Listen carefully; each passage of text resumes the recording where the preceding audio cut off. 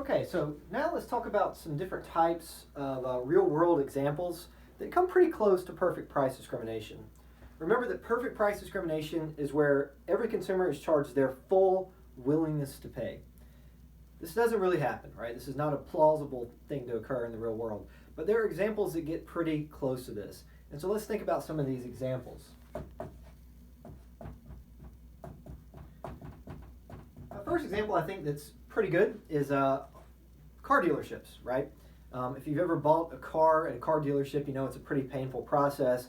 And what makes it very complicated is that there is no price in most cases. There is no set price. You go to the dealership, they have some sort of vague MSRP value for the car, but ultimately you have to go in and haggle for purchasing the car. The logic here is, think about somebody who has a very high willingness to pay. Maybe somebody who's very wealthy who really, really wants a vehicle. For somebody who's very wealthy, they probably don't want to spend a lot of time haggling. They don't want to spend a lot of time in the dealership arguing about prices. So they're likely to accept a pretty high price just in an effort to speed up the process. Compare that to someone with a low willingness to pay. Someone with a low willingness to pay also probably has more time on their hands, right? They probably have less income. And as a result, they're willing to spend more time haggling and arguing over prices. So this is why car dealerships set up their prices this way. They figured that through the process of haggling, they figured out a way to sort the consumers to those that have a high willingness to pay, to lower prices to those that have a low willingness to pay. It's not perfect price discrimination because you're not going to get charged your full willingness to pay. But chances are, if you have a high willingness to pay, you'll end up paying more than somebody who has a low willingness to pay.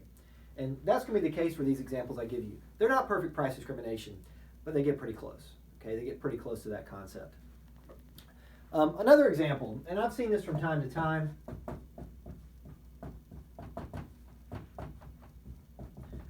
Pay what you can afford model. I don't know if you've ever run into this before, but I have quite a few times. A lot of times online when I'm buying an item, they say, pay what you can afford. A friend is trying to sell something, they say, just pay what you can afford, right? The logic here is if you have a high willingness to pay, out of the kindness of your heart, you'll pay more. And if you have a low willingness to pay, you're just going to pay less. So it's a way of price discriminating that's not quite perfect, but they are figuring out a way to charge different consumers different prices. So it gets pretty close to perfect price discrimination. Giving money to a church, tithing is often considered pretty close to perfect price discrimination. A lot of times churches will recommend something like, pay 10% of your income to the church. Think about why that's close to perfect price discrimination. If everyone's paying 10% of their income to the church, those with twice as much income will be paying twice as much to the church. It's not perfect price discrimination because they're still not really charging every consumer their willingness to pay, but they are charging those with a higher willingness to pay more in most cases. So tithing, again, approximates perfect price discrimination pretty well. And then a fourth one I want to put up here that's a little bit different, but think about tipping. All right, if you go out to eat, tipping, I'm guessing as college students you probably don't tip super well because you don't have that much money right now, and probably later in life when you have more money you'll probably tip more. I think this is part of why the tipping mechanism works pretty well. If two people go to a restaurant and they both order a steak, the steak is the same price at the restaurant in most cases, but the person with a higher income will probably tip more. So you're still extracting more payment from the person with a higher willingness to pay. Okay? So those are some examples that are close to perfect price discrimination. Let's now shift gears a little bit and let's think about a different, more plausible example of price discrimination. And this is called second degree price discrimination. This is a very common pricing mechanism that I assume that every single one of you has faced in the last month. It's a very common thing to see. In second degree price discrimination,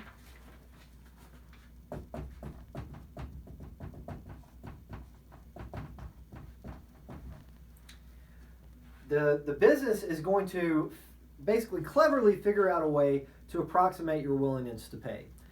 Consumers may not be able to be identified by the producer. In other words, maybe the producer can't tell what consumers have a higher willingness to pay. Maybe they don't know anything about the customer's income. But what they do know is when customers buy more, they're usually willing to pay less.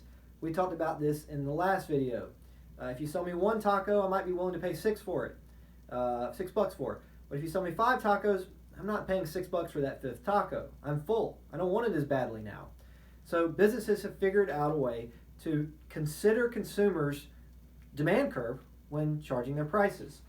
So this is a pricing system where businesses charge less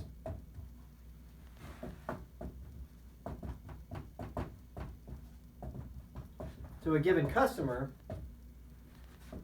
as the quantity increases. All right, I'm not sure if that definition explains things very well. I think in this case the examples are more clearly demonstrative of what this mechanism does. Just give you a few examples here.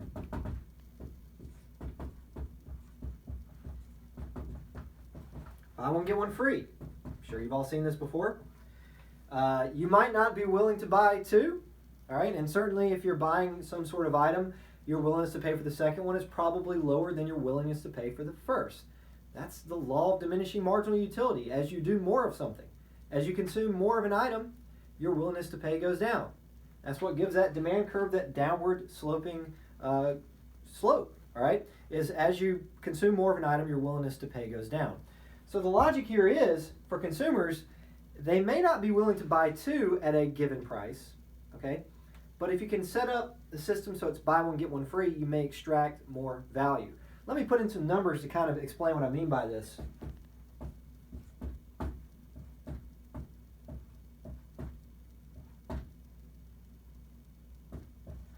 Let's say that I walk into a restaurant and this is my consumption habits, okay? To buy 1 unit, I'm willing to pay 12, and for the second unit, I'd be willing to pay 5. Let's think about why this is problematic for the business. They could sell me 1 unit and they'd get $12 out of me. And if they sell me 2, they would charge me 5, they would get $10 in total revenue. So if they use the typical pricing system that we've seen in the past, they would never want to sell me 2 units, okay? But they can get creative.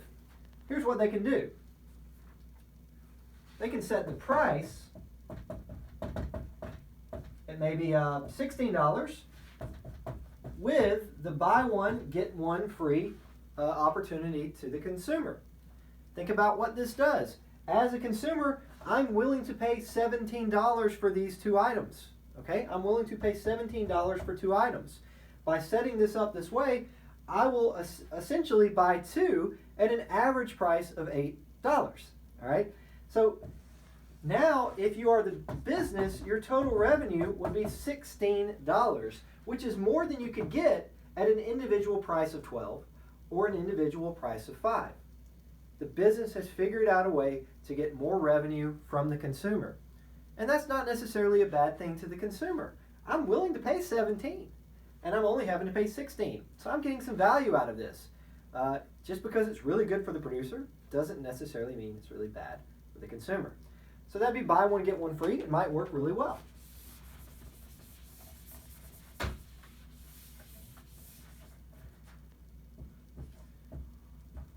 Another example that you've probably seen before is meal deals. You know, if you go to McDonald's and you get a Big Mac, French fries, and a drink, and you buy them all separately, you're going to charge a higher price than their meal options. Meal options, these meal deals, are just a way of really doing the same type of thing that buy one, get one free does. It's packaging multiple items together at a different price than if you bought the items individually.